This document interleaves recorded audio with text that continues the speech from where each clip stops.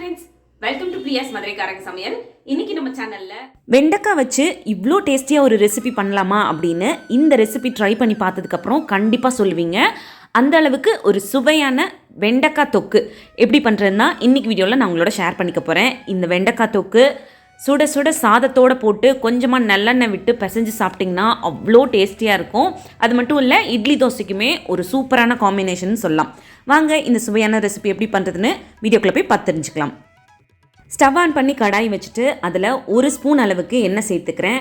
இதில் 1 டீஸ்பூன் கடுகு உளுந்து, 1/2 ஸ்பூன் அளவுக்கு வெந்தயம், அதே ஸ்பூனில் 1/2 ஸ்பூன் அளவுக்கு சீரகம், 1 ஸ்பூன் கடலைப்பருப்பு, இது எல்லாத்தையும் சேர்த்து மீடியம் ஃப்ளேம்லேயே வச்சு ஒரு 2 நிமிஷம் அந்த கலர் சேஞ்ச் ஆகிற அளவுக்கு வறுத்து விட்டுக்கோங்க. அதுக்கப்புறமா காரத்துக்கு தகுந்த மாதிரி ஒரு 10 மிளகாய் வத்தல் சேர்த்துக்கிறேன். உங்களுக்கு காரம் எவ்வளோ தேவையோ அதுக்கு தகுந்த மாதிரி சேர்த்துக்கோங்க. இந்த மிளகாய் வத்தலை ஒரு 2 நிமிஷம் எண்ணெயில் நல்லா வறுத்து விட்டுக்கலாம். அதை வறுத்ததுக்கப்புறமா 2 கொத்து கருவேப்பிலை இதில் சேர்த்துக்கோங்க. சேர்ந்துட்டு அதையும் நல்லா வறுத்துக்கோங்க. இப்போ இந்த மிளகாய் வத்தலும் கருவேப்பிலையும் கொஞ்சம் கிறிஸ்பி ஆகிற அளவுக்கு வறுத்து எடுத்துக்கணும்.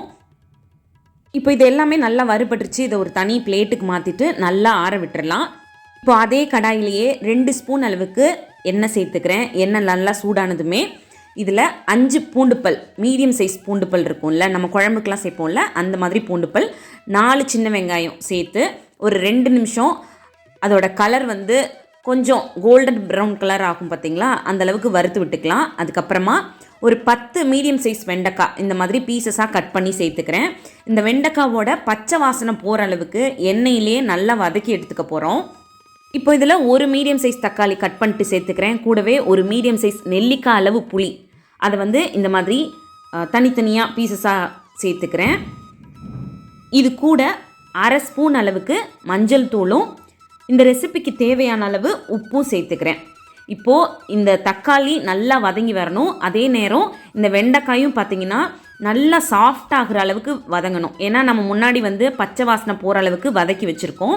இப்போ இந்த தக்காளியோடு சேர்ந்தும் வதங்கணும். அந்த மாதிரி வதக்கி எடுத்துக்க போகிறோம். இப்போ இது எல்லாமே நல்லா வதங்கிருச்சு. கொஞ்சம் நேரம் ஆற விட்டுடலாம். இப்போ நம்ம ஏற்கனவே வறுத்தெடுத்து வச்சது எல்லாத்தையும் மிக்ஸி ஜாரில் சேர்த்து இந்த மாதிரி நல்லா பொடியாக அரைச்சி எடுத்துக்கலாம். பாருங்கள், நான் உங்களுக்கு எடுத்து காட்டுறேன் பாருங்கள். இந்த அளவுக்கு நல்லா நைஸாக அரைச்சி எடுத்துக்கணும். இப்போ இது கூடவே இந்த வெண்டைக்காய் தக்காளி இதெல்லாம் நல்லா வதக்கி ஆற வச்சுருந்தோம் இல்லையா, அதையும் சேர்த்துக்கிறோம். தண்ணி எதுவும் சேர்க்காம நல்லா அரைச்சி எடுத்துக்கணும். பாருங்கள், இந்த மாதிரி அரைச்சி எடுத்துக்கணும். நான் உங்களுக்கு ஸ்பூனில் எடுத்து காட்டுறேன் பாருங்கள். துவையல் பதத்துக்கு நம்மளோட டேஸ்டியான வெண்டைக்காய் தொக்கு சூப்பராக ரெடி ஆகிடுச்சு. இதை சுட சுட சாதத்தோடு சேர்த்து கொஞ்சமாக நல்லெண்ணெய் விட்டு சேர்த்து சாப்பிட்டிங்கன்னா அவ்வளோ டேஸ்டியாக இருக்கும். கண்டிப்பாக இந்த ரெசிபியை நீங்களும் உங்கள் வீட்டில் ட்ரை பண்ணி பாருங்கள். எல்லாருக்கும் ரொம்ப பிடிக்கும். ட்ரை பண்ணி பார்த்துட்டு உங்களோட கமெண்ட் என்னன்னு சொல்லுங்கள். இந்த வீடியோ உங்களுக்கு பிடிச்சிருந்ததுன்னா வீடியோ லைக் பண்ணிவிட்டு நம்ம சேனலை மறக்காமல் சப்ஸ்கிரைப் பண்ணுங்கள். தேங்க்யூ.